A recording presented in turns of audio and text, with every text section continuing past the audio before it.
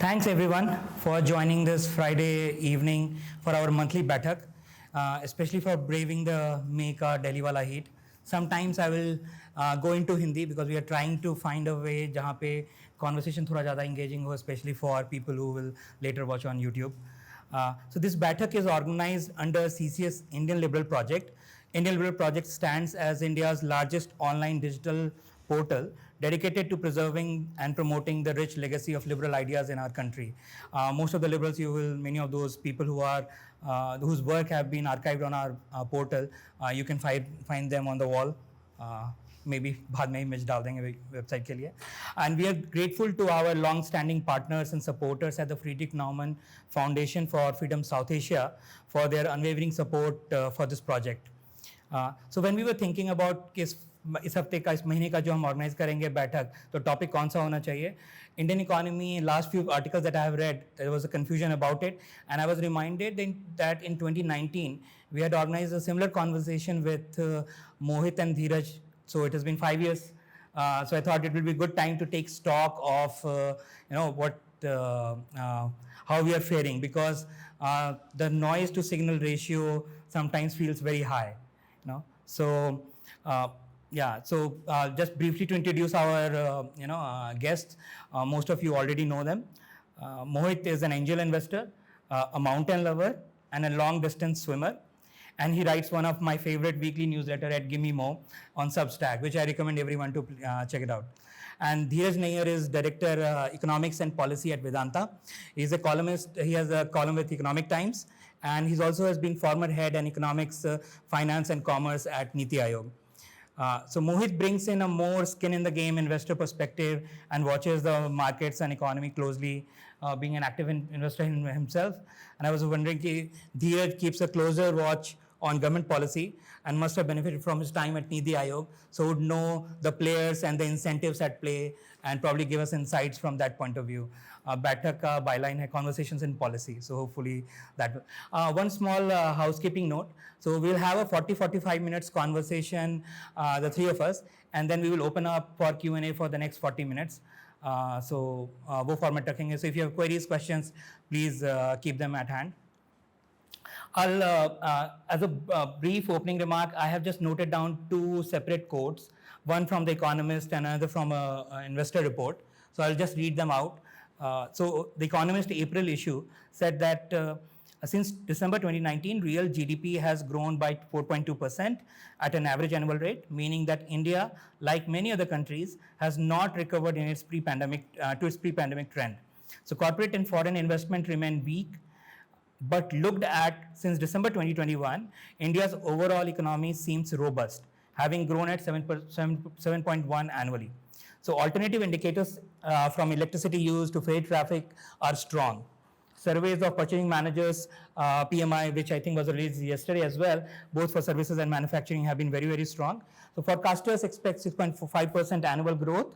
Although the real GDP growth from 2011 to 19 was also officially 6.5% a year, the underlying rate was probably lower, implying genuine acceleration may be underway. The data is noisy and the picture is mixed, and yet some government economists would be satisfied with that outcome. So I'd just like to underscore this particular sentence. The data is noisy and the picture is mixed. The second report that I'll just briefly quote from is from Arithia Capital's Dr. Jim Walker, and he says, we could go on all day about the contrasts and contradictions that characterize the Indian economy and society, not to mention the assessments of analysts. So for every upbeat story, there is a downbeat appraisal waiting for in the next meeting. But some general themes do emerge. So with that background of sorts, and he goes on to be a little bit more upbeat about Indian economy, looking at the data. So with that, I'll just kind of throw it open to both of you, maybe with Mohit first, that what is your read of given that mixed picture and all the things that we hear, and many times the data itself in question, so much so that a lot of people have stopped looking at aggregate numbers and looking at disaggregated numbers, high frequency indicators as metric. So given the title of the talk, what do you think is the status or the state of state of the economy of the State of the Union? You use this word signal to noise ratio. So in this case, the signals have been deliberately suppressed for the last 5 or 7 years. Signals meaning data, and noise is narrative and chatter. So data has been suppressed. We've seen this time and time again. So when we look at GDP, for me, the basic point is, what is this number that we're looking at? The number that we are getting regularly, and I can't underline this enough, is the GDP of the formal sector. Because we have no way of measuring the GDP which is coming from the informal sector. I want to underline this because we used to have a 5-year large survey of the informal sector. You arrived at a certain percentage. The formal sector is this percentage of the total. And for the next 5 years, you use that percentage to blow up the data from the formal sector.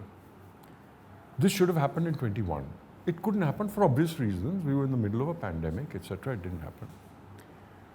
Subsequently, 2 surveys have taken place. We know they've taken place, but the data is not available. Okay? Now, you could be charitable and say that let's assume that the informal sector continues to be 50% of the economy, which was the number in 2016, ex agriculture. So you blow up everything by doubling it. But on the other hand, you have the narrative that India is formalized. So you can't have two at the same time.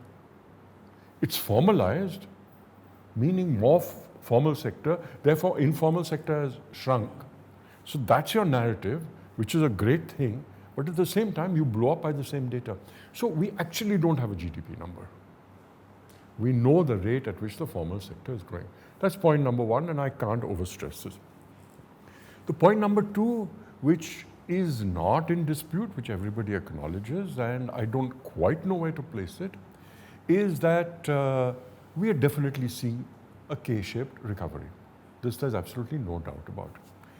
I mean, let's not look at different sectors of the economy. Look at one company. The annual results of ITC came out yesterday. Okay? A conglomerate. Their hotel business grew by 15%. The agri business degrew. I'll come back to that. The consumer goods business grew by 3%. And they said, but we see chances of a recovery because the monsoons are good and rural demand will recover. These green shoots we've been hearing about for the last 4 or 5 years. Point is that the FMCG sector, which you can use as a proxy for consumption, that's not improving. But Mercedes sales are going up, DLF prices are going up, apartments in Gurgaon are selling for 40 crores. But the informal sector, what has happened to it and what's happened to consumption at the bottom, we don't know. I can say something, you can say something else, Dhiraj can say something else. We have our prejudices, but actually we don't know because there's no study. So to the question that what is the economic state of the union, the answer is we don't know. We actually don't know. Yeah. We actually don't know. Yeah. This reminds me of a similar kind of debate took place in 50s and 60s during planning era about what is, because India's GDP was growing at a very fast rate, more than 4%, and it was B.R. Shenoy who did the disaggregated numbers study, and he looked at only at consumption numbers, and his, sort of the conclusion that he reached at is that although the GDP is growing because government and heavy industries, etc., those were growing fast, but the consumption numbers were not improving at all. They were stagnant for 10 to 15 years, and therefore, when you say, if you're doing economic growth, what purpose that it is serving? For masses, it was not doing anything. This just reminds me, if consumption is not growing, as you saying, that means, growth. There's a question mark on that. Yeah.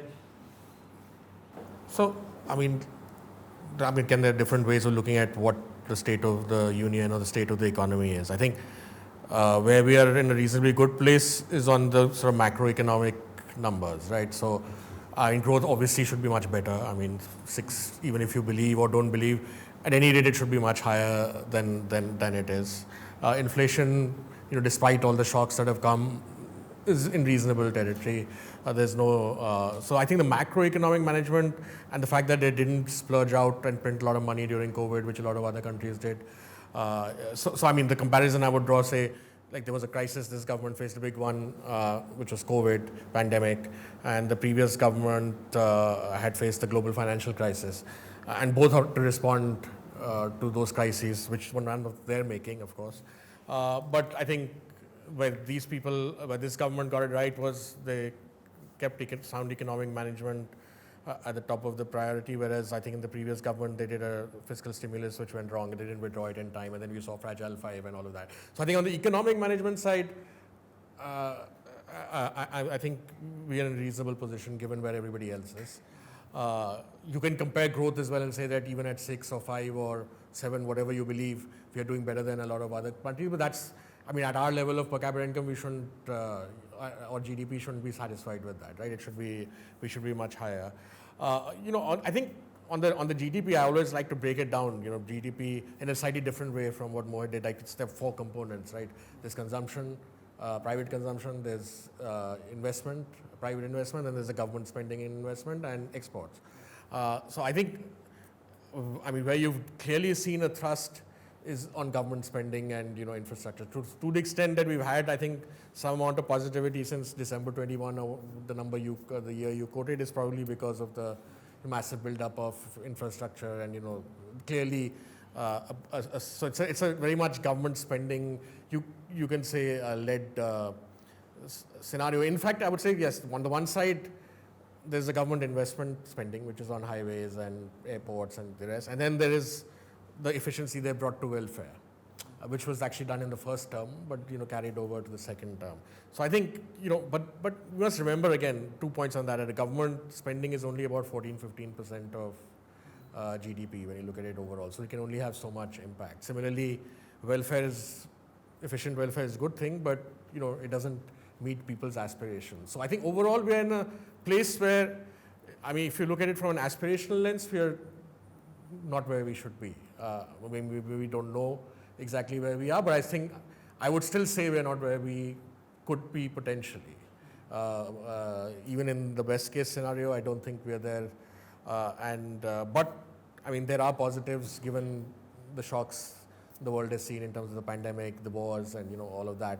So I think the global context has not been favorable. So it's not a disaster, and you've managed things reasonably well. But I think that we're still waiting to see, that 8-10% growth, which will actually create the kind of jobs and momentum that we really need. Which I think we've only really seen, and you can feel it sometimes. Even if you don't know it by GDP numbers, I think when growth is at 10%, there are certain other ways, other indicators, other stories which come up, which one doesn't see at this point. So can I ask him a question? What you've said, I agree with completely. I was just trying to place like we don't know where. The thing that worries me is that, in a sense, putting government investment up front was absolutely the right thing to do. The hope was that it would crowd in private investment. That's number one, which has not happened so far, and you're in a much better place to comment on why that's not happening. But the second thing that worries me, just from a theoretical point of view, is that ultimately a poor nation is talking about constricted capital, and you want that capital to be spent wisely, and you can reduce it to numbers. You want a good incremental capital output ratio.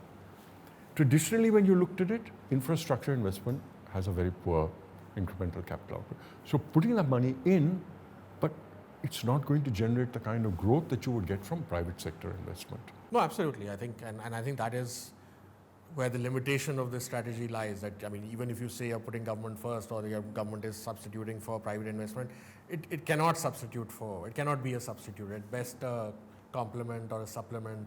Crowding in is the word you use. But to the extent that it should have happened by now, it's not. That is also clear. Again, we can go into why and the structural reasons. But the other thing that this leads me to, just putting government in front, you said is the right thing, and in the circumstances it was right. But every time India goes into this mood of government first, I get a little bit worried because ultimately if you're going to get 10% sustained growth for 2 or 3 decades, which is what you need, which is what every successful country has done, it's not going to happen with either government investment or government action. It's going to come from the private sector.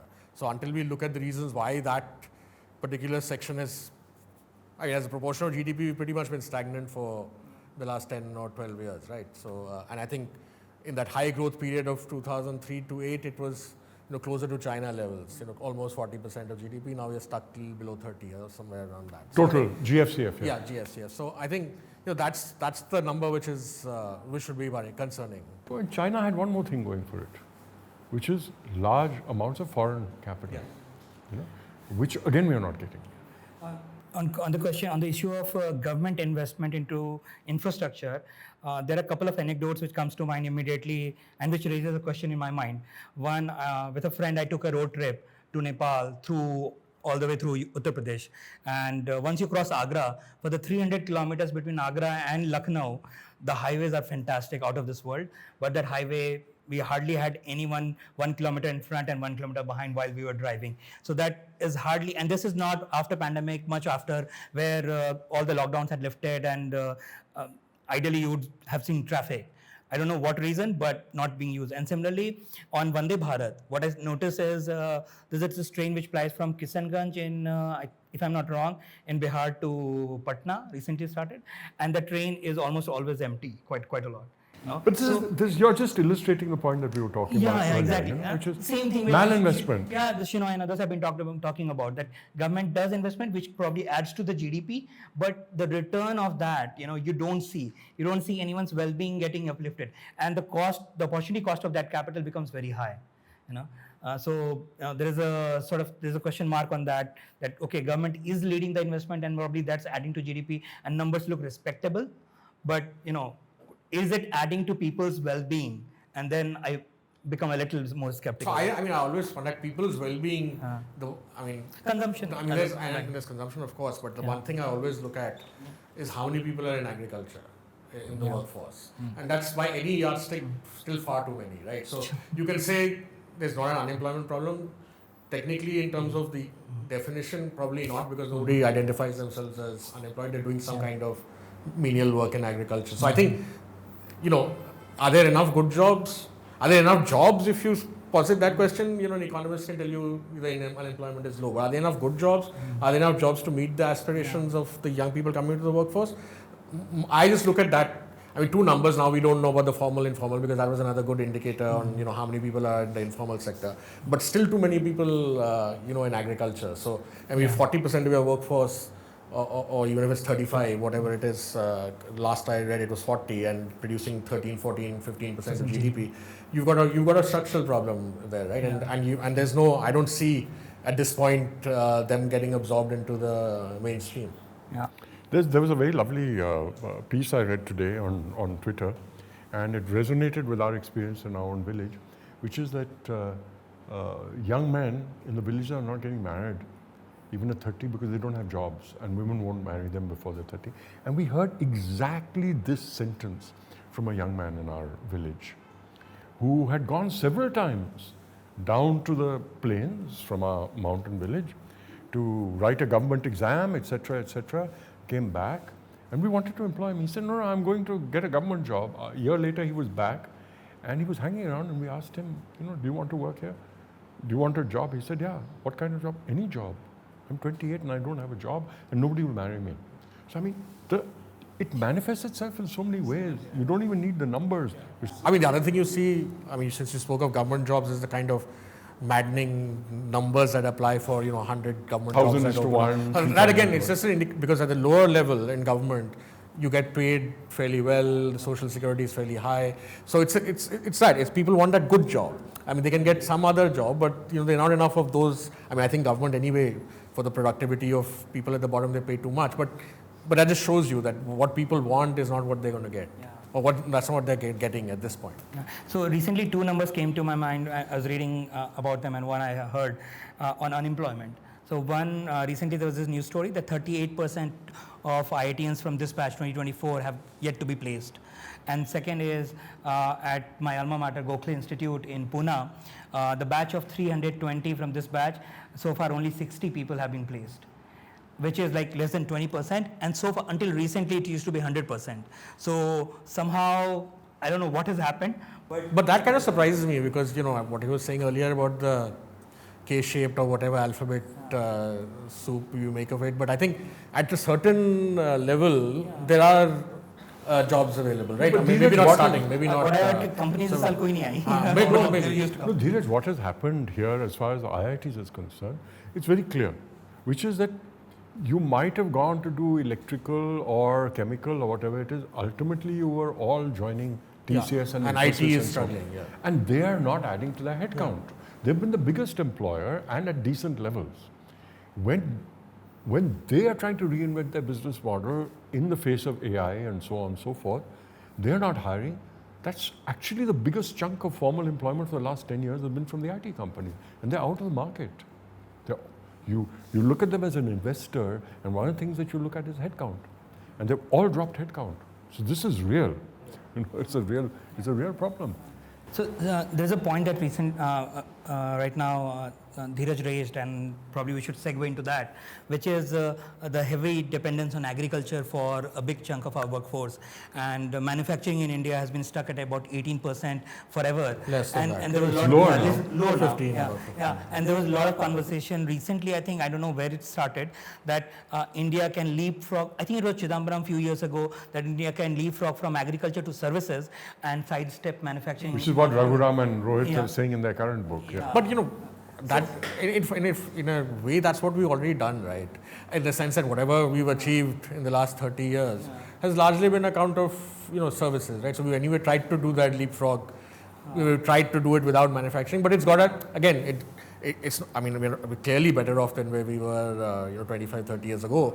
But are we where we want to be? The answer is no. And I think without manufacturing, and again the kind of manufacturing which I don't know how long it'll last now in terms of light manufacturing, labor intensive manufacturing, which was the place where farm hands used to go for a better livelihood in say East Asia or China and so on.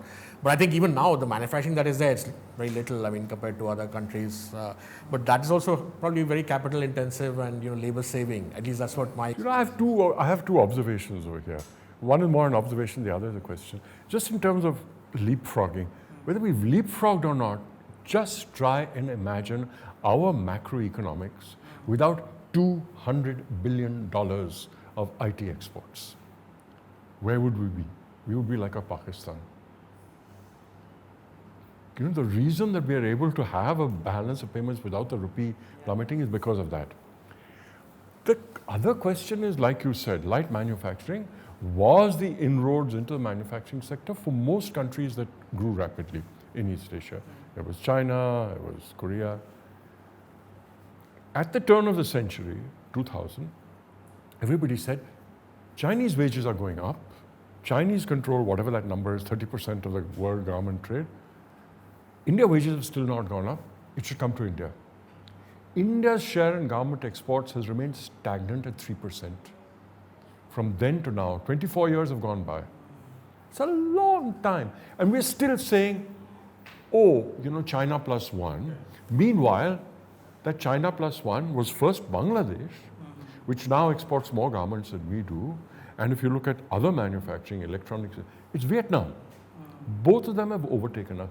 This now comes squarely into the ambit of policy. Where has our policy gone wrong that first a Bangladesh and then a Vietnam can overtake us? I really appreciate Dr. Arvind Panagaria writing regularly on this, that we cannot sidestep in underscoring the importance of large-scale industries employing, a lot of blue-collar jobs and white-collar jobs coming from there. But I don't see a lot of movement. Maybe I'm not. Again, the problem is that in the sense that this government give it to them that they wanted to do something about manufacturing. They identified that as a problem. But if you think again, so the response has been PLI or some kind of subsidies, which we can have a debate about whether they're right or not. But I don't think that's the way to build a competitive manufacturing sector, right? It can best support while you do the other reforms or policy corrections that you need to do. But I don't see those other policy corrections happening. And PLI is limited, right? It'll 4 years, 5 years. If you take it down to 10, 15 years, you will go back to the same situation as we had before 91 people will produce anything, it won't matter, right? Because you're getting subsidized. It's what I studied in the 70s, infant industry argument. Yeah. You know? No, so so I mean, fine. I mean, even if you want to look at it that way, it can at best be a crutch for a very limited period of time. And fine, you can say you've got. I mean, you have to think about it. That do you really want to give so much subsidy to Apple to assemble its phones in India? Maybe yes. I don't know. I haven't thought about it enough. But I still think that there are certain other fundamental reforms which you need for, textiles or footwear or those kind of industries, which will give you the good jobs. I mean, within quotes, good jobs. But I don't see those policy reforms happening. So I think if the belief is that PLI or capital subsidy or tariff can give you a world-class manufacturing sector without doing those fundamental reforms, it's a slippery slope. So I think we have to try and get to what are those fundamental reforms. I want to go back to garments. I saw in the 70s every cousin, uncle, brother-in-law, etc., setting up garment factories. It was a booming business and we did well in it. Nobody went beyond 300, 400, 500, maybe 1,000 employees. And gradually I saw them becoming agents who were doing the designing, the sourcing, the fabric, etc. The production was all taking place in Bangladesh. And they would start going to Bangladesh and they would come back and talk about factories of 10,000 people, 20,000 people, 40,000 people. And today, as I said, Bangladesh is bigger than. Why did that happen? We were early movers there. We couldn't capitalize on it. We have to understand what went wrong on the policy front. That we couldn't capitalize in an area where we were an early mover. I think we have a problem. I mean, one of the things, again, there may be several reasons for it, but we've generally got a problem with scale. I don't know. It's a political economy problem as well. We've always believed small is beautiful. SME priority, MSME priority. So you go more micro. Whereas actually you need to go larger, right? So, and I think for the longest time the policy incentives were favoring people to remain small, right? Infantile industry. Infant industry. So I think that was one of the structural things. But even now, I think somehow informal sector, small companies, and I think the problem again. If you want to go, suppose you do get an ambitious entrepreneur who wants to do 20,000, then you got labor issues. You don't want to get into that. You can't get land for that kind of scale. You won't get power at a reasonable price for that kind of scale. So I think we haven't got the fundamentals right for producing at scale. And I think in light manufacturing, if you don't have scale, frankly in any manufacturing, I mean, where have the Chinese scored in the rest of the world? It's scale, right? And once you have that scale, it's very difficult for others to get in.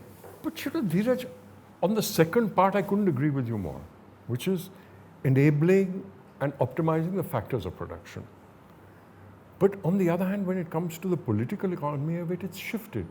We take great pride in the fact that we have the biggest petroleum refinery in the world. The Ambani factory. We have great ports, etc., etc. So we built scale over there. And we've taken great pride over the last 5 years in the fact that the economy is formalized, which is a point I raised earlier in the context of measurement. So I don't think that's the issue. I think it's a factor of production issues. I think most of the op-eds that you read about reforms and economic growth, it ends with, the answers are known. कि factor market reform करना है, exactly. Land में करना है, labor में करना है, and then it also ends with कि okay, this government having been there for 10 years, land में try किया, didn't work, labor में try किया, वो notifications वगैरह नहीं हो रहे, farming में किया. So it's like attempts have been made and then some political capital was spent and then we put a pause on it. So if that is the case and the special interest groups are keeping a hold and we are not going to make a move on it, so I wonder if that's it for us. But what still surprises me, at least on labor and land, capital is slightly trickier because banking and so on is different. But on labor and land, at least one or two states I would expect, to just break out of the mold and do something, right? And I think somehow I'm not very optimistic about an all India reform at one go on land or labor, right? I think this is only going to happen if you empower states and one or two states take the challenge. But somehow it's not seen as something which will be a vote winner. The irony of the situation is this, that if you read any of the election coverage or reports on the ground, the discontent seems to be about jobs. right? Or good. That seems to be the underlying.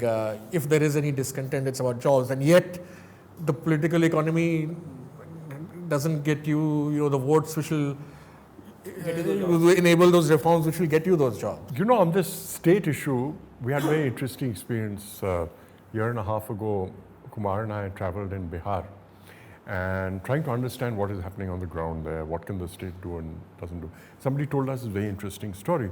So there used to be this huge complex of industries in Rohtas Nagar, right? Okay, on the western end of Bihar. And when this whole Shingur thing happened in West Bengal, somebody told the chief minister, listen, we've got all that land lying over there. There's already some kind of industrial estate over there. And why don't we offer them that?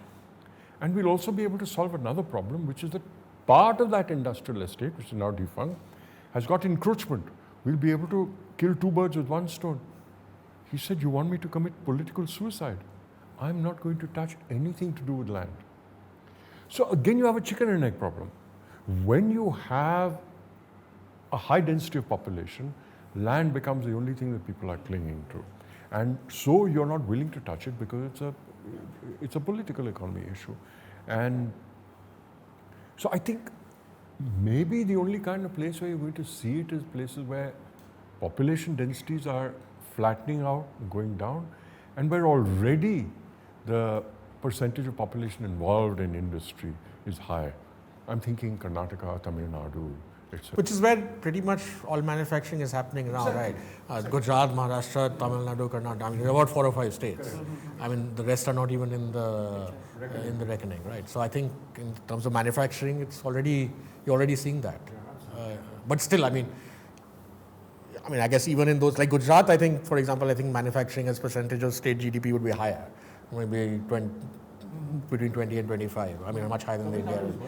Tamil Nadu would be higher as well. So, I mean, these states would then again have the kind of percentages that we'd want for all of India, but the rest of India would have even much less than 15 states-wise. Bihar is, I think, 11%.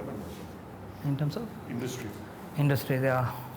I mean, don't bring up Bihar. Yeah. It's a very, very sad story, particularly. No, but I think these are things which we've known forever, right? Land, labor, capital. I mean, any economics undergrad, power. We know these things, and we know that getting these things right was the reason that East Asia and China and so on did what they did in manufacturing. So, but I think it's ultimately how. I think the question really is not what you need to do. I think we know what you need to do, but how is it going to get done? If there is no interest pushing for it. So I just want to double click on something you said earlier, which is tariffs. About 5, 7, 10 years ago, it was as though we'd gotten over that era that tariffs are going to help us in anything. In the last 5 or 7 years, we've seen a very retrograde move there in terms of imposing tariffs. Now, all the literature would suggest that this never works, and yet we've done it. Either of you have some thoughts about why we've done it? No, I think it's the same old story, right? I think it's basically rent-seeking of one kind or the other. That's really what it is.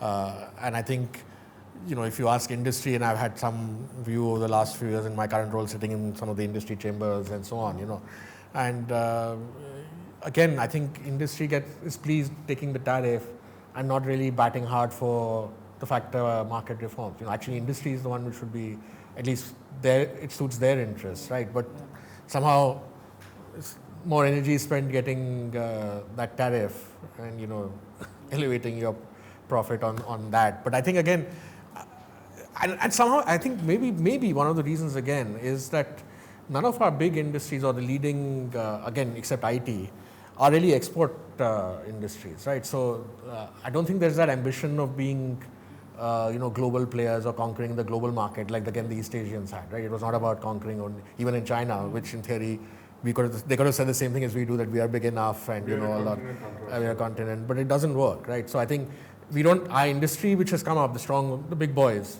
they're all in inward-looking sectors except IT, as I said. But so maybe I don't know how that will, even the startups and so on, which are not really in kind of export. They're not looking at global markets as far as I can tell. Except against SaaS.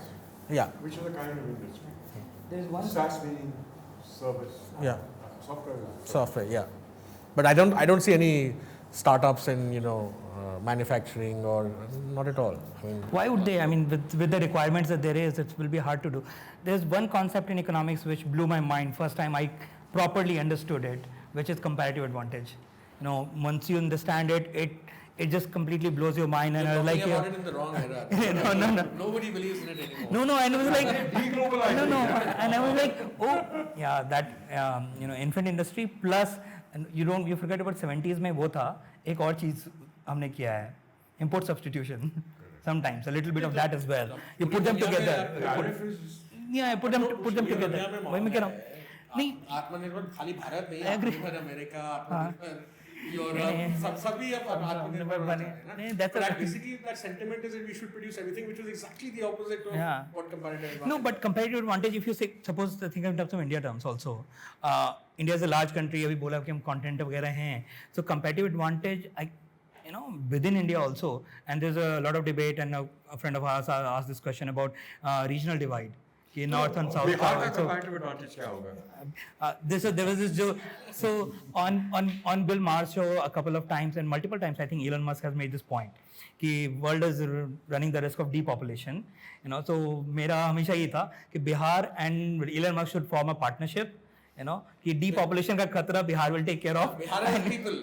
Bihar is people. Exactly. That's what I'm saying. कि we will take care of depopulation का खतरा बिहार नहीं होने देगा दुनिया भर में. We'll take care of that. So we can actually, at the end of that 1 week trip in Bihar, this is the only conclusion that we came to, that you need about 40-50 million people to out-migrate from Bihar, whether to the rest of the country or rest of the world. But I mean, look at what's happening in the world. You're talking about comparative advantage. I mean, the US putting 100% tariffs on China. I mean, whatever. I mean, so I think that, and I think again, incredibly in America, both the parties seem pretty much aligned on this. I mean, if Trump was to win tomorrow, he'd continue with exactly the same. No, he'd say that Biden has not done enough. Yeah, so he'd probably want to completely ban. So I think the entire environment seems to have turned, which is, I don't think, a good thing for the world, of course, but I think particularly for India, because I think, but again, we can still say, like we said earlier, Atmanirbharta is what we've been trying to achieve from the start, right? But the point is, if Atmanirbharta means building yourself as a competitive nation, then it makes sense. But we don't want, again, to produce substandard. No, but Dhiraj, if it went to the logical extreme and the US said ban software imports from India, you lost $200 billion of exports, the country would be sunk in the water, right? This reminds me that this year we are hosting Mont Pelerin Society meeting in Delhi. First time the general meeting is happening in India, and the theme of that meeting is freedom and prosperity for the next 6 billion, assuming that 2 billion have kind of more or less enjoyed the fruits of it already. And the conversation we are just having makes us that as classical liberals, it looks like there is a definite turn for the worse. But I'll still tell you the difference. I'll still tell you the difference between America and India, despite America doing what it's doing right now. And I saw this, there was a Dubai Expo in 21, where every country in the world had those pavilions and so on. I went for it also. I saw. So the Indian and the American pavilion are not far away. So in the Indian pavilion, the first 3 floors are dedicated to government. Right. First ground floor is Modi, second floor is state government, third floor is PSUs, and on the top floor, somewhere where people won't climb, is given to 4 or 5 private sector companies. In the US pavilion, there's no politician's picture or story or anything. It's just about their entrepreneurs from the start to now, right? So I think the reason the US, despite all its flaws, still continues to be dynamic is because there's genuine freedom to do business, and so they may do foolish things once in a while, depending on the politics, but at least, inside, within their own ecosystem, there's no dependence of business on government, right? And I think that's really the big difference between the US and even Europe or, India. So I just think they've got that bit right. So, if you even say we are continental size and, we can do it on our own, then let's just free our entrepreneurs. Let's see what they do. Why do we want to control? That's my point. If you just unleash them, they'll do it domestically, they'll do it internationally, let them do it the way they want. But if the government still believes that it knows which sectors are the best ones through PLI or it knows which ones are the best ones through tariffs, then it's not going to work. But from what you were implying, PLI, tariffs, etc., are just crony capitalism, right? Yeah, I mean, it's some kind of rent, right? So you're doing PLI because you're not allowed to do export subsidies or under the WTO law or something. You're finding some way around it. But ultimately, how much, I mean, at some point you've got to assess how many jobs it's creating, whether that money would have been better spent somewhere else. So those kind of assessments will be made at some point, I'm sure. This chip subsidy amounted to $400,000 per job, which is a crazy number for India. It's like... So yeah, I mean, if you're on chips, you want to take a call whether at this point you want them or whether, alliances with friendly countries will do. I mean, it's okay, you don't want to be dependent on China, I understand that.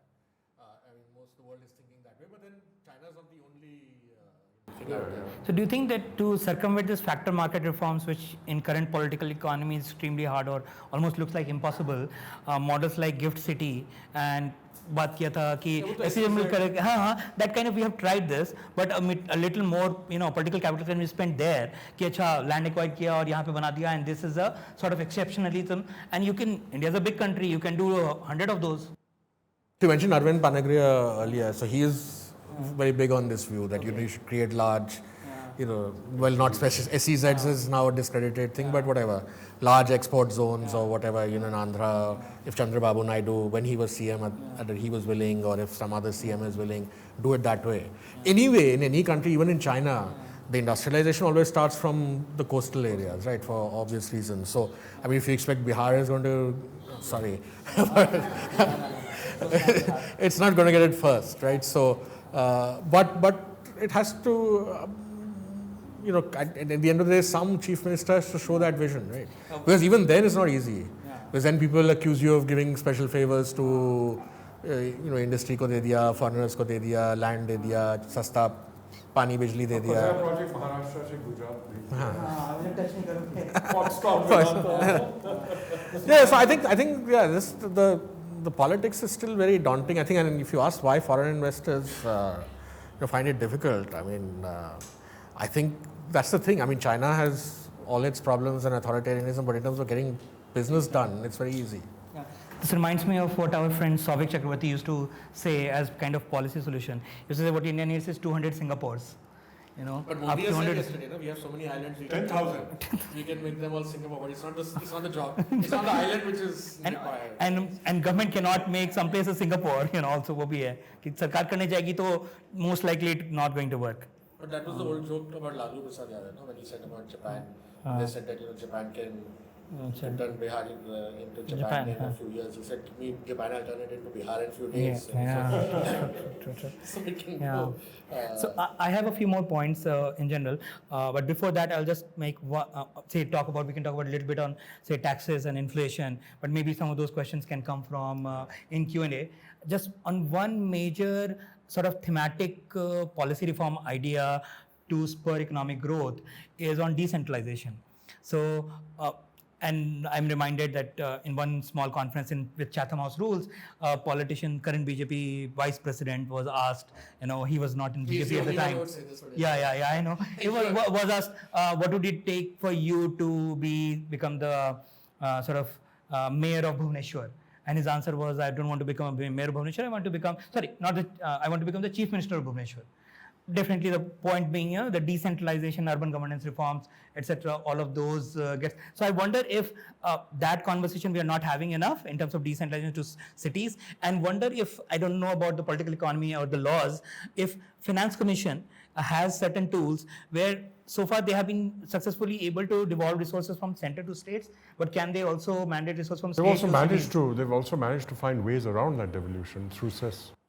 But there are also constitutionally state finance commissions that are supposed to do the same job between the state government and local bodies, right? But I think they're mostly defunct. But it was very interesting that you raised the point about decentralization. I think cities, this whole discussion about inequality between north and south that was going on. So I was just studying the per capita income numbers, and it's interesting that even in the south, States which have a higher per capita income are Karnataka, Telangana and Tamil Nadu. Tamil Nadu a little less, but Karnataka and Telangana. Why? And Andhra is fairly low now, by the way. Not as low as the East, but it's basically because of the dynamic cities, right? It's Bangalore, there's got Hyderabad. You look at Maharashtra, it's got Bombay, but Maharashtra is very big, so it gets pulled to Gujarat, Ahmedabad, Delhi.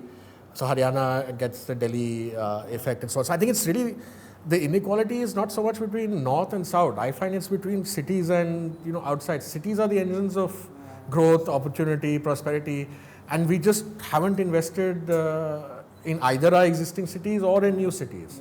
So I think it's again when I hear things like people saying farmer ke bache kisan nahi banna chahte, as if it's something bad. It's good, people, as I come back to my favorite point, people need to move out of agriculture and going into cities. Yeah, so that's but if you don't invest in your cities, and the quality of cities being what it is, their life can be worse in the city than where they are. So I think if you're talking about decentralization, again, it's a theme which has been going on for at least 40, 50 years. Unless you're empowering cities, it's not. On taxes and macro, I want to look at one major change that's taken place in the last 5 years, which is that when corporate taxes were drastically reduced, we had a situation. Since then, we've had a situation where there's been a crossover between the percentage of taxes that were collected from the private individual and the taxes that were collected from the corporates. They've crossed over. The share of income tax paid by individuals has now exceeded the share of taxes paid by corporates. Now, I'm sure there was this whole idea that corporates are not investing because they have a balance sheet issue, etc., etc. So let's sort it out. Let's bring their tax rate down. But where it failed completely is that you had ignored the fact that there's a consumption issue. And since then, we've seen private consumption struggling, especially since COVID came after.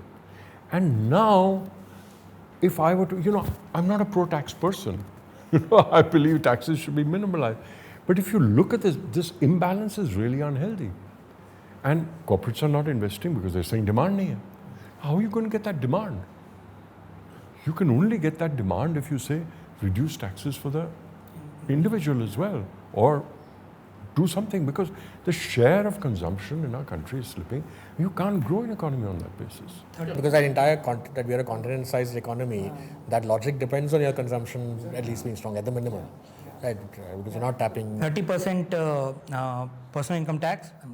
18% on most of the stuff that you buy, 48 yahi ho gaya, and then there were some cesses, etc. So we cross 5 to 7% inflation, which is eating into your thing. So we are way beyond 50% territory. So yeah. That's only if Petroda becomes finance minister. Yeah. So with that, we have now about 30 to 40 minutes of time to take questions from the audience. So it could be on any topic related under the broader theme of economic state of the union. So the floor is open. Do we have a mic that we can circulate around? Yeah, thank you. Sure. So anyone? Maybe a slightly odd question, but just wanted to double click on something Mohit said in the beginning and picking up from what Dhiraj also said. Like Mohit said, we frankly can't know from the numbers that are available. And I appreciate that sentiment. What is the state of the economy? But Dhiraj also said this interesting thing that, there are softer indicators you can use, some heuristics that you can use to sort of tell things are in the right direction broadly. So I just want to know more about what are these, softer indicators that you can use to sort of tell that we're doing well. Things that give you relief that we're moving in the right direction. Well, one thing he mentioned certainly is like FMCG companies, how they are doing. Where you can see company performance. Yeah. No, so I think that's a good indicator, and this is something that I track because I started my career in the FMCG sector. And broadly speaking, if you look at the period from 2010 to 2015, so I've broken it up into 3 periods, and I've taken the top 7 FMCG companies, Nestlé's, Britannia, Dabur, Marico, and Godrej, and ITC only the FMCG part, because I also have tobacco, paper, hotels, and so on and so forth. And then you remove inflation.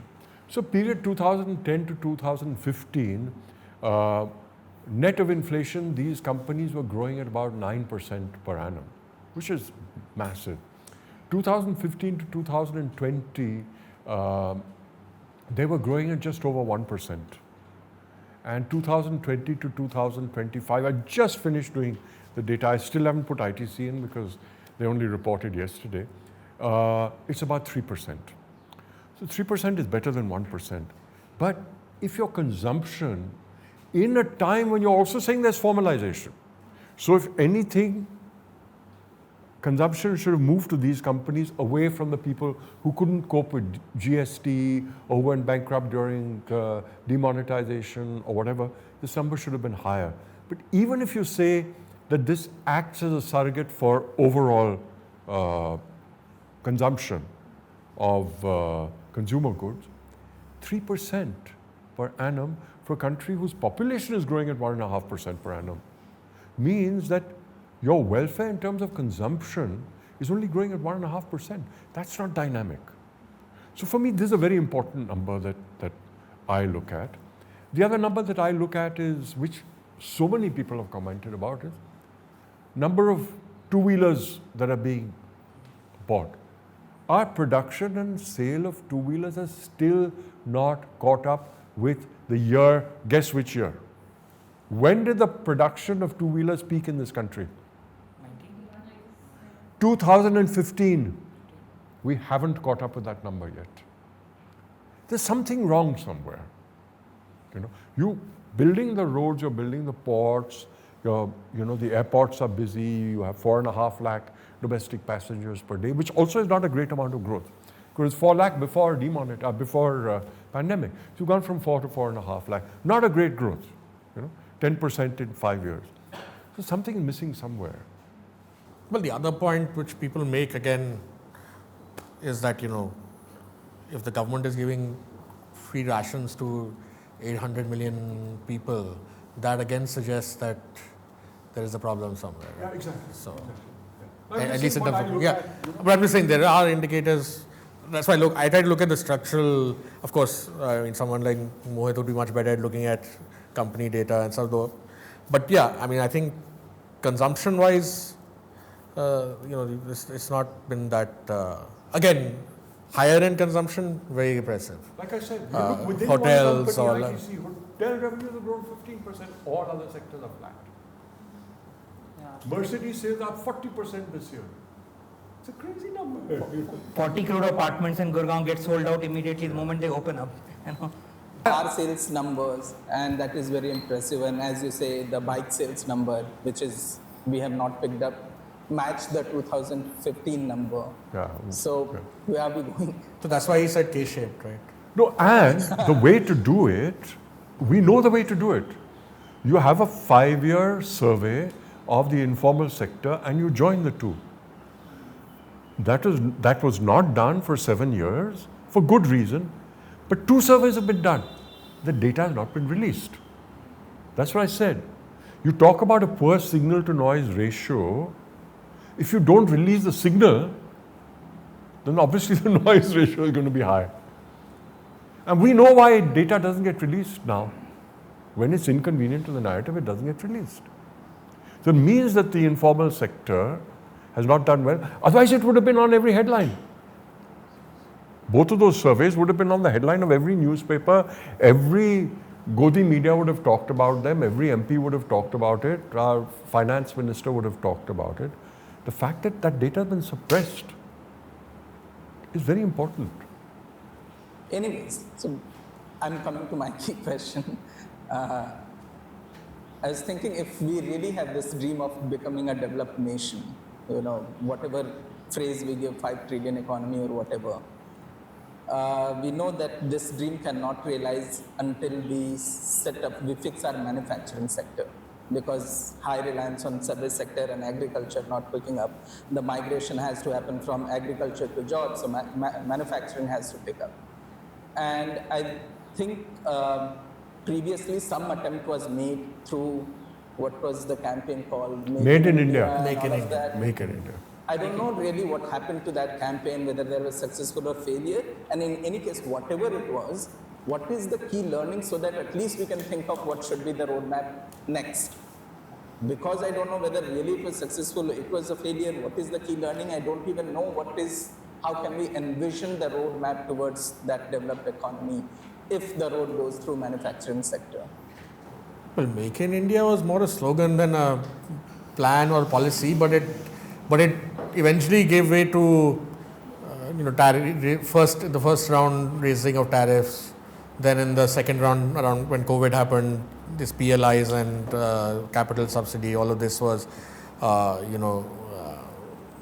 announced. Then of course there was the belief that if you build infrastructure deficit is a big problem in India. So if you get road, power, all these airports, ports right, then that will. So I mean, they've acted in a particular direction. Now you can. So I said they went beyond the slogan, which was "Make in India," and now of course there's a lot of narrative about China plus one, we are the plus one, and all of that.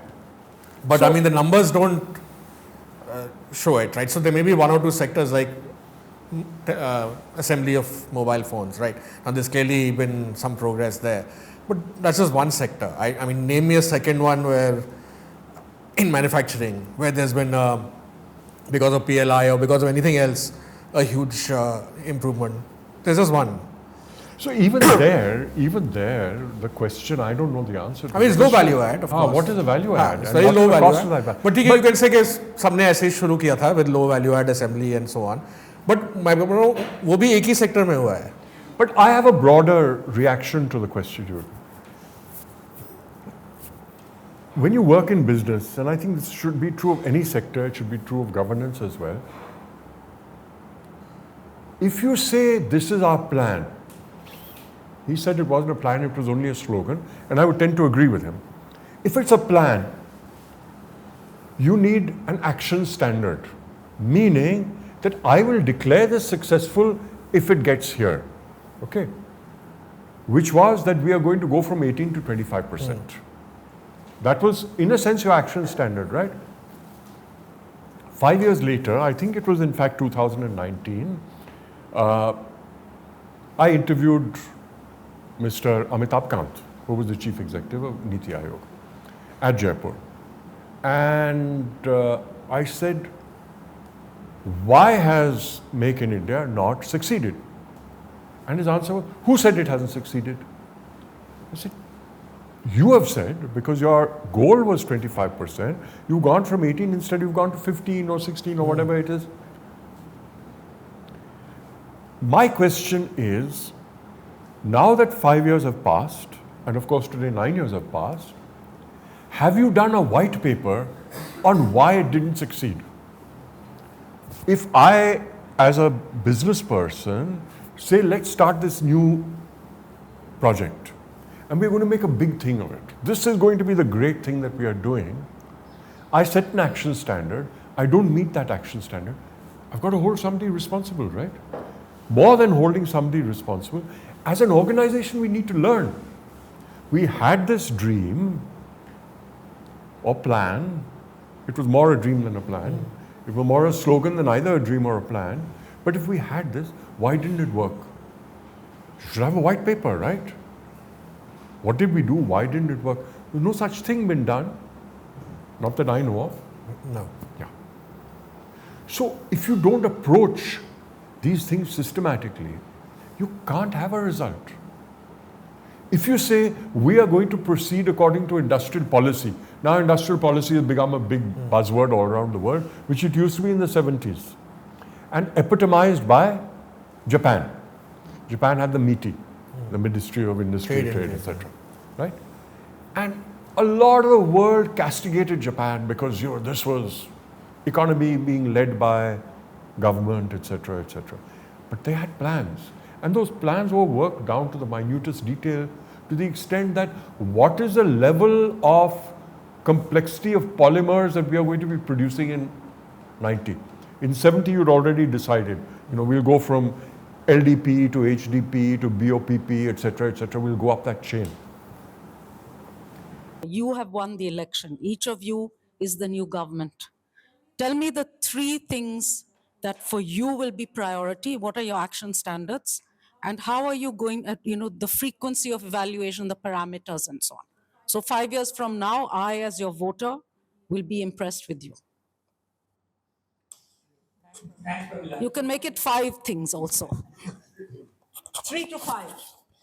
Yeah, I think it's a very challenging question. I've been thinking about it for the last couple of weeks because I think one of the problems is the fact that politicians think in 5-year time frames. And if I were to actually identify one of the biggest problems in our country, I would say it's the quality of education. And the quality of education, of course, the central government can walk away from completely because it's not a central government subject.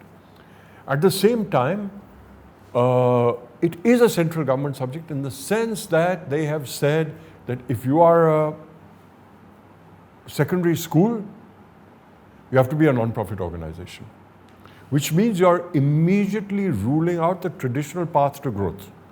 Which is I do well, I make money, and I invest more. Instead, you're saying you do well, sorry, you can't grow.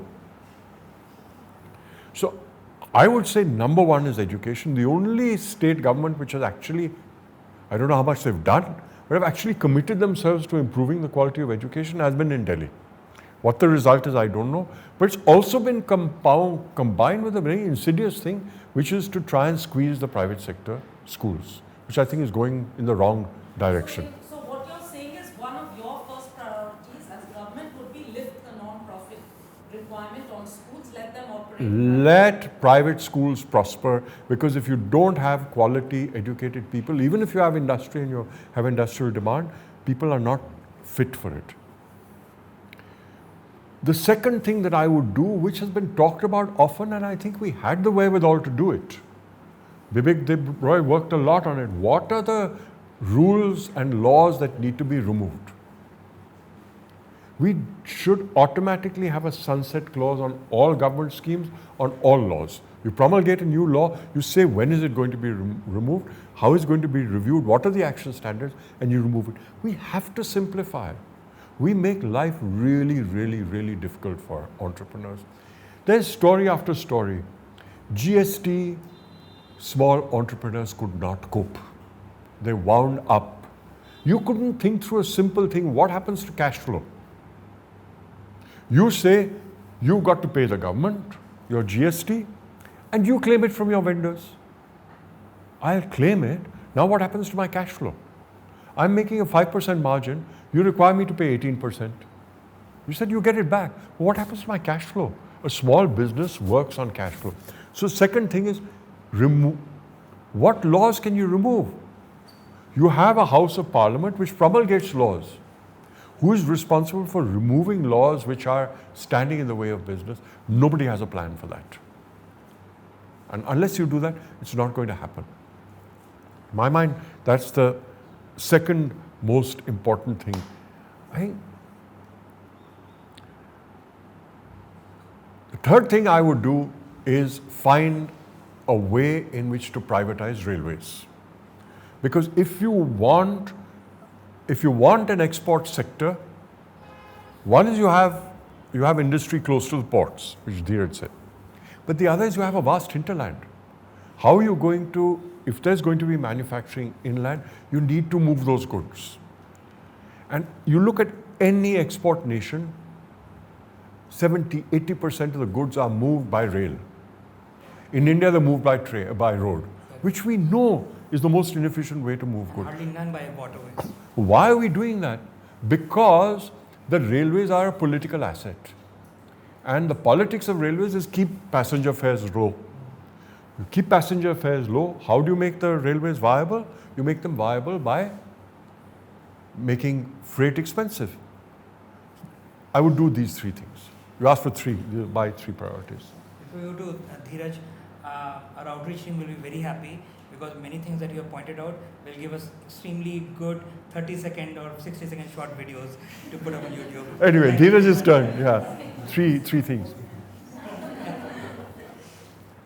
No, I think since you said we've criticized the government, I think one thing that they've done a fairly good job of is the digital infrastructure, the public digital infrastructure, right, and the whole jam trinity. Now, I think what they've done for benefits, they need to do for entrepreneurs. I think you need to remove layers of babus and people in all clearances, approvals. Anyway, there shouldn't be too many, but to the extent that they have to be, they should be digitized, self-certified. You set out whatever rules that you require a manufacturing unit to comply. But then if they're caught later not complying, that's different. But I mean, this clearances, I mean, it's bizarre, that it take 900 days for an average environment clearance. That's almost 3 years, like the whole entire business rationale can change in that much time, right? So I think if you don't make life, and if you ask me why foreign investors don't come in, it's because of this, right? Especially in manufacturing.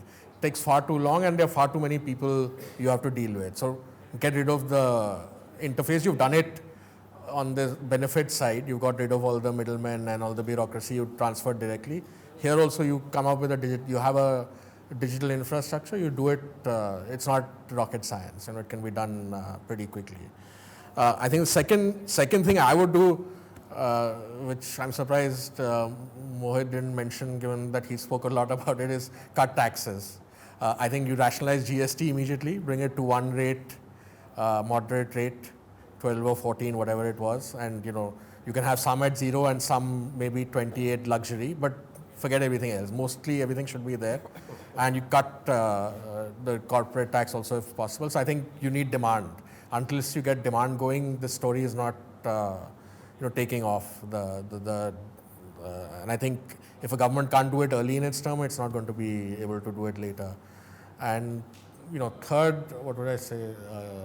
Is the third. I mean, my pet thing: privatize 40 or 50 PSUs. And again, there's a lot of controversy when you sell it to an Ambani or an Adani or so forget that route. There are at least 70, 80 listed PSUs.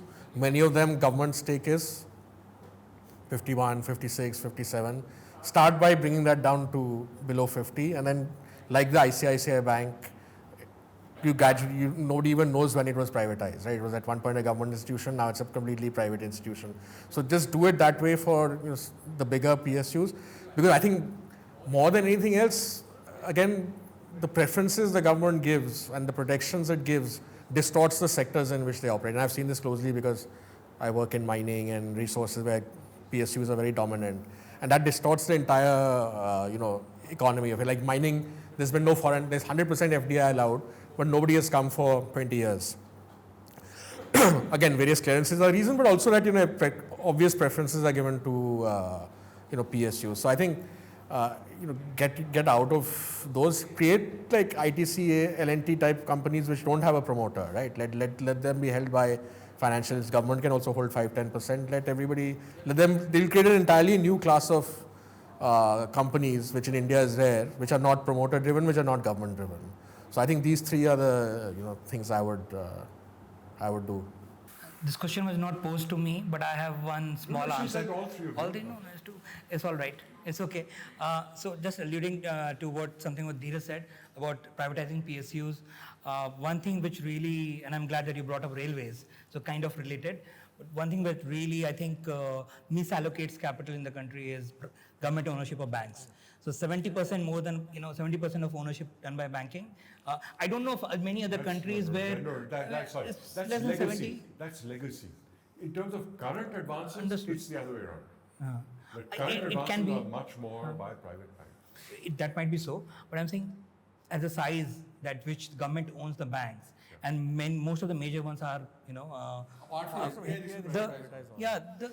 misallocation of capital that is happening at their hand, and where most of the time, and I've seen it also closely at retail banking level, where the incentives are so much in the hands of politicians and politics about misallocating capital that I can't imagine that those are good investments to be happening, and then it becomes NPAs, and that's again get restructured, and all kinds of pitfalls happen. So generally when we talk about disinvestment or railways, etc., somehow ownership, government ownership of banks is not in the conversation ever. Again, do the same thing, right? Don't fall this Yeah. Exactly. Absolutely. Just make them Absolutely. independent board, Yeah. widely held by public. Absolutely. Just धीरे धीरे slow death से उनको bleed करो, वो ज़्यादा अच्छा रहेगा. I mean, they'll not let go of SBI, but I think at least Yeah. this process can start. Now that electoral bonds are illegal, maybe they'll let go of it. So maybe a few more questions before we close. I think we discussed the point that empowering cities is very much needed for if we have to like talk about the advantages of fiscal decentralization. And I think that is one area that we should like try to explore. I would like to, I'd be very interested to hear your take on it. Like if we successfully empower cities to the extent that they should be, and if we like make it an economic policy to like fiscally decentralized, then the big, I would like to see, I would like to know if the economic picture would be better as compared to how it exists today. I think there's a political economy issue over there, which is that take a Bangalore, for example, or a Bombay, you know. So if you look at the collection of whether it's their share of GST or you look at income tax or whatever, all of these are flowing back to the state via the center. And so you're not, those taxes are not being collected except for property taxes and municipal taxes. Those taxes are not being collected at the city level. They're being collected at the central level or at the state level. Now, the percentage of votes that come from a Bombay is tiny compared to either the percentage of votes that are coming from Maharashtra or the percentage of money that is coming. So for the state, you look at the chief minister, he needs votes from all his, whatever the number of districts are, not just from Bombay. This becomes a political economy issue. So unless you set up a robust mechanism for collection at the city level, which is the model in most parts of the world. You look at income tax. If you look at the US, you have two levels of income tax. There's federal income tax and there's state income tax. And then you have income tax collection at the municipal level. Those then become points both of optimization of collection, also of competition between states. Here we have nothing. That's a dead area. So, and there's no interest. You talk about decentralization, but actually what you've seen over the last 10 years particularly is increased centralization. You need to get rid of cesses, for example. If you know how it works, the Finance Commission raised the percentage of taxes that have to go from the center to the state. But for some reason, historical reason, cess is exempt from it. Cess is collected by the center. Now, what is the temptation of the central government? Increase the amount of taxes that are collected via cess. This is economics 101. Economics responds to incentive. The incentive, you've created that incentive to increase the tax collection through cesses. And this is exactly what the government has done for the last 10 years. So you have to create an incentive for a counter incentive for collection of taxes at the state level and at the state level. Today we don't have it in our, I don't know what, it's not possible in India. States are not entitled to collect income tax. And their entitlement to collect sales tax, they surrendered when you got GST. So states now have very, very low ability to collect taxes. Except on alcohol. Yeah. And you know what happens, yeah. And when they want to collect tax on alcohol, then you know what happens to them. They get thrown into jail based on hearsay. So I mean, the political economy issue is very deep. But in a way, if you look at it, I mean, again, arguable, but I think the reason Delhi, at least I find, has slightly better infrastructure and, or say say, a focus on schools or whatever over the years, and whichever government has been here, is because you have a CM, but it's basically a mayor. I mean, you're running a city. Delhi is a city, but Delhi is unique because it's a union territory and the way it is. But Bombay, Bangalore don't have. You're right. It's largely urbanized. And, well, and Bombay and Bangalore and Hyderabad, the state leaders will never let go. Exactly. So I think there's a It's a political economy. But I mean, that said, there can still be ways to empower. But I don't think it's not a quick one. No political economy question is a big one. Here's a quick one. Yeah. I think we are seeing a lot of political economy problems. Considering the decentralization taxing aspect, to my limited understanding, it doesn't make any sense for the central government to let the states collect because the state might be some other political party. Similarly, it doesn't make the states sense that if the state had the power to collect taxes, it wouldn't decentralize further because the city might be a different political party. Considering this political incentive, how do we incentivize decentralization? That's what he said, decentralize the collection. It's been solved in other parts of the world. It's not as though it's Fermi's theorem or something that has not been solved. It's been solved in other parts of the world. I think in India, the original logic, if again, I may be wrong, but what I understood, the reason that we've always tilted towards centralization from independence was this fear that we'll balkanize and, we need a strong center. There's been all those arguments. But I think again, we are well past that as far as, I can tell. I mean, except maybe one or occasional unrest somewhere. I mean, now you don't even have 370 in Kashmir. It's like at this point, it's fairly, well contained and mature. So I think again, these questions of over-centralization, leaning towards over-centralization, now we need to change the mindset on that. Unless I'm mistaken, in most parts of the world, it started at a decentralized setup of the tax collection. In India, we didn't start. So they didn't solve for it as it moved from a centralized model to a decentralized model. They started with a decentralized model. But how do you move from a centralized to a decentralized? But even in highly I mean, China is always interesting because it's allegedly highly centralized, but it's also highly decentralized in the sense that city mayors, regional, they have huge amounts of power. You don't need to go to Beijing if you're a business person. The mayor or the equivalent of state chief minister has all the power. Yet it's in a way a highly centralized, party committee, politburo, all of that. So I think there are ways to solve this if you want to. China has solved it completely. In the UK and in the US, our mayors, they are partyless, right? No? They belong to parties? Yeah. So you have a democratic mayor Yeah. or a conservative or... Absolutely. Yeah, but in the US structure is that the cities, small cities, are actually corporations. Yeah, because They're incorporated. in the US, when there are mayoral elections, it's never political. It's more about the... It's political. Yeah, it's political. I mean, they're political parties, but the issues are totally. More about the people. Yeah, people and local issues. Does the Finance Commission has the power to put a condition that we are going to do more financial devolution to a state if they decentralize now that Panagari has it? I don't know if they have that. I'm not sure what the legal position is, but I'm sure he'll explore it. Having worked with him, he'll try, but I'm not sure there's that power. I'm not sure.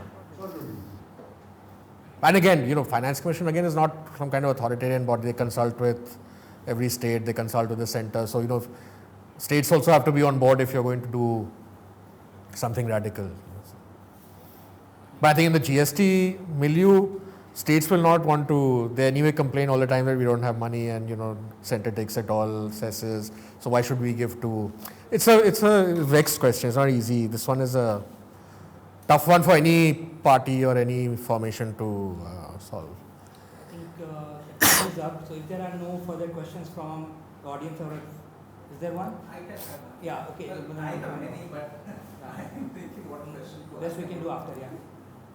One final question. I mean, we are trying to understand the state of economy for the country, but we also know major part of economy is controlled at state levels.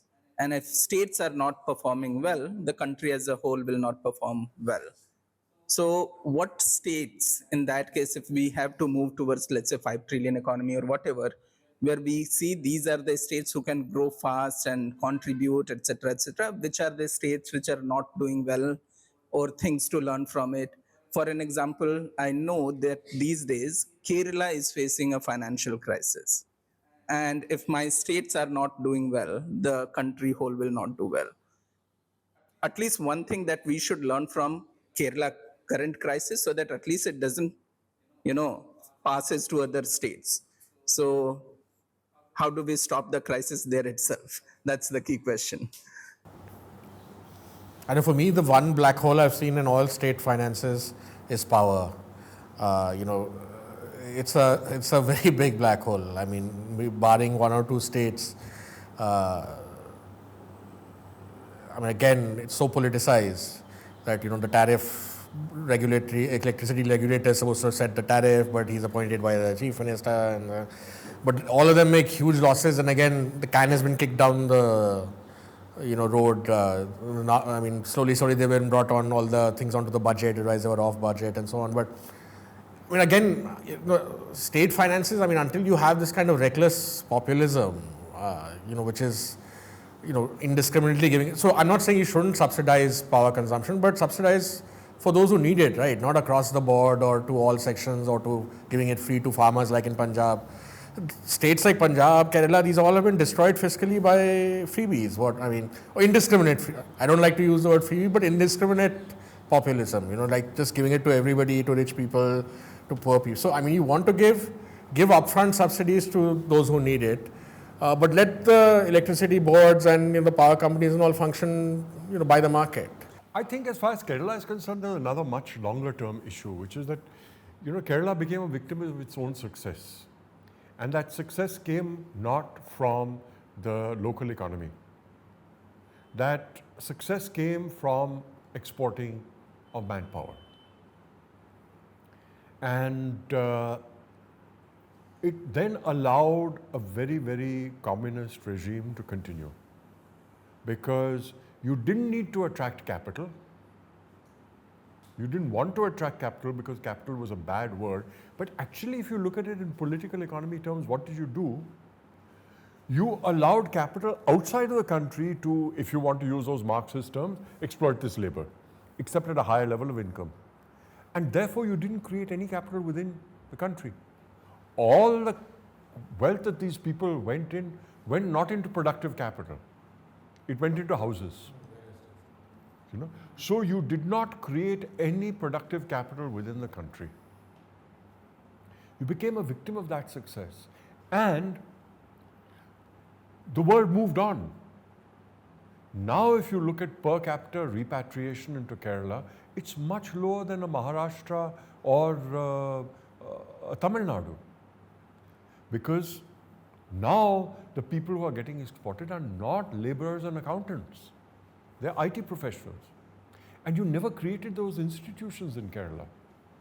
So the per capita repatriation of money into Maharashtra is much higher than in Kerala.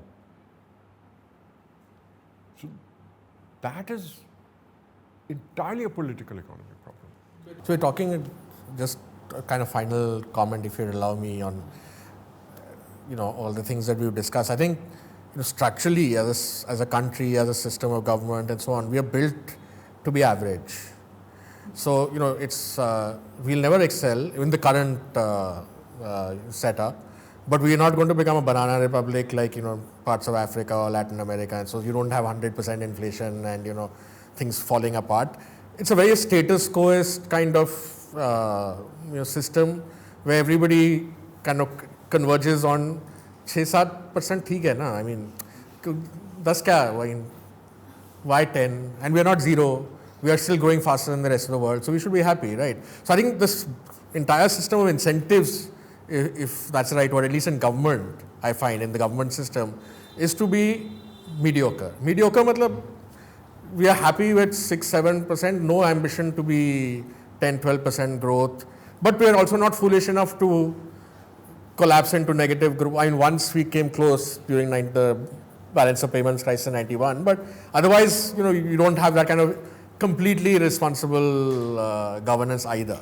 So I think we are just but unfortunately, that means you're never going to get in 25, 30 years where East Asia or China got. It'll just be a much, much slower process unless something radical changes, which we talk about every 5 years, and we'll come here 5 years later and there may be a different government, same government, we'll still be talking about the same. The problems that we have are not going to be sorted out over a 5-year time frame. No, but I mean, if nobody looks beyond that time frame, they'll never be solved. Yeah. To my mind, the biggest problem today, as a symptom, not as a cause, the causes we've talked about, the biggest problem to my mind today is that we have something like a 40% unemployment rate among people under 30. That is a crisis. And there's no indications that it's going to be sorted out in the next 2, 5 or 10 years. Just adding to that, almost 15% of value add or less than that, and 50% of the population is dependent on it in agriculture is, it's like again something that keeps Yeah, getting rolled on. but for so long we accepted this situation, right? It's not, it doesn't bother, either voters or policymakers or state government, central government. There's so many levels of government also, but nobody seems to, it's okay. Like that's what I'm saying, we don't support. I think that's the answer. The answer to why we are like that is because there's no political demand. People are fatalists. They're accepting the fact that हमें नौकरी नहीं मिल रही, and we'll just hang around our father's farm, even though we don't have a job. We're not going to work on the farm. We're not getting a job. This is our condition. If there was a political demand for it and it became really strong, we would have to find. Yeah, because even China, for its authoritarian political system, that pressure is always there on the Communist Party to deliver growth and jobs, otherwise their legitimacy, that's their legitimacy, right? They depend on it, whether there's election or not. They know if it doesn't happen, and that's what they're scared of now with growth slowing down. And ultimately, people will question. But here, we aren't. Built a amazing system जहाँ पे mediocrity thrive करेगा. तो जब urban governance Mumbai में हम काम करते थे, then we realized that of course it's a big cash grab, with 70,000 crore fixed deposit and 30,000 crore का annual budget है, more than 1 lakh crore, and you realize that there are more than 5 major political parties, and the voter turnout one particular year, if I'm not wrong, 2012 or 17 probably, was 36%. So multi-party system and first past the post system, all you need to do is like with Nitish Kumar we saw in Bihar, हमारा 10, 15, 20% का vote share बना रहे, बाकी 80% I don't care, and there are enough resources for me to cater to that 15-20%. देख लो जो election में अभी चल रहा है campaign, there's so much talk on reservation and but again it just shows that we still get agitated about our slice of cake. Nobody is thinking that this cake could be 100 times bigger and we'll all get a larger slice. अभी जो है उसका हम जो ले सकते हैं ले लो. Not that I'm saying reservations is a bad thing or should be abolished, but I'm just saying that's still what gets us politically agitated, not that we want a larger slice, larger cake so that we all get a bigger slice. So I think that's still, we look at all sides, that's what's the motive issues, caste and redistribution. I mean we're still talking stuff from, I don't know, before the 70s. I mean, basically, these are all expressions of the same thing. Give me a free livelihood. Yeah. Let me live with my mommy, daddy, and Yeah, so that's what I'm saying. People are not agitated that give me I want a 50,000 rupee a month job.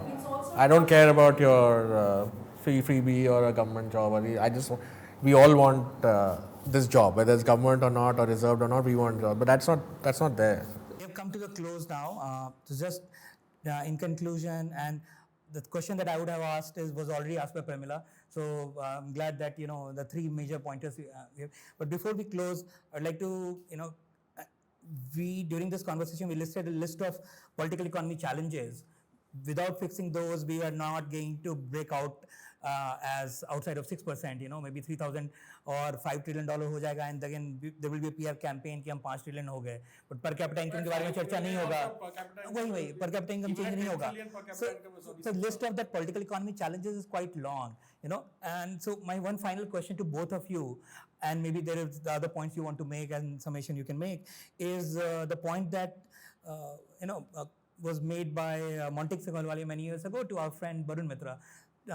When he asked him question कि अच्छा ये reform है, it could be land, labor, capital, or it could be something else, decentralization, urbanization, and so Montek very nonchalantly said, हाँ ये सब मुझे पता है, ये बताओ होगा कैसे, है ना? So that's the question, I mean So how is the question? So if you have any thoughts, one final thoughts on how are we going to overcome those political economy challenges? How are we going to make it popular enough for incentivize politicians to deliver on those? So that's one final question, or any other thoughts you have, both. Maybe this time, Dhiraj first, if like. I don't know. I mean, I don't think again there are no quick fixes, as Mohit said. But ultimately, I think in any system you got to form certain coalitions. So at the end of the day, I mean, the 91 reforms happened. Despite there being not much appetite politically and so on, but you had a constituency of, some people will say, external agencies, but you had industry within, you had certain economists. But I think, I think it's about building, for the lack of a better word, coalitions, not political coalitions in the party sense, but interest groups in whose favor this is. But it's easier said than done, because I think again, if people are not going to get agitated about their own livelihoods or about sitting in a farm and earning, subsistence living. But I think if I was someone trying to get far in politics or make a difference, I mean, has to be a way to mobilize those coalitions. But I mean, I don't have any quick answer. The other thing, of course, is a crisis. So if there's a crisis upon us, then you have no choice but to reform. But I mean, again, we don't know the exact picture, but if youth unemployment is as much as you're saying it is, then that should surely prompt some kind of decisive action. But I mean, I don't see any other way of... The phrase we are talking about in our presentation right now is constituency of reforms. How do you kind of get something? So here, at the risk of oversimplification, I think it's an issue of demand. The demand for reform. Because the number of political economy challenges that a government has is huge. Where do you invest your capital? We've seen big efforts have led to loss of political capital. At that point in time, you can cushion it with various factors, but the point is that the demand came from outside. And it was a categorical demand. Because if it hadn't happened, the country would have imploded. So demand came from outside. Hopefully it's never going to come from outside again, because as you said, we've solved a lot of our macroeconomic problems. Now the demand has got to come from inside. And if it doesn't come from inside, we'll all coast along, because all of us are part of the upward stroke of the K sector. We're not part of the downward stroke. So we'll all tell ourselves, it's great, GST collections have gone up, our salaries have gone up, real estate in Delhi has gone up. Life is good, yeah? If you're invested in equities, like... Yeah. Life is great, yeah? Life is good, God is great. When Amitabh Bachchan had an accident, and the entire Bombay producers were going bankrupt, because it was a one-star economy. And he came back after 4 months. So all the producers of Bombay got back together, and they rented the most expensive hoarding space in Bombay at that time, which was on Marine Drive. There was a walk bridge, and they said, God is great, Amit is back. So, for us, God is great. But that boy who's 28 years old and says, I can't marry because I don't have a job, if he gets really agitated about it, rather than, okay, it's not good, my parents will feed me, we continue like that, we'll go it. And it may not be 6%, maybe 4.5% or 5%. But it'll be something positive without collapsing into... I think we've reached that comfort that, I mean, though it doesn't take long, as we've seen in other parts of the world, to... I think one thing all of us should be careful about is that we shouldn't take this upward movement for granted. Because it's not the case that, countries move secularly in one direction only. There can be reverses. So even for us, I mean, though we are happy in our cocoons and whatever, but I think that demand, well, at least we don't count in terms of votes. Yeah, it has to come from elsewhere. So great. Thank you very much, both Mohit and Dhiraj, and to our fantastic audience who joined today. Thanks a lot to my CSIS colleagues who behind the scene organized this, the Baithak.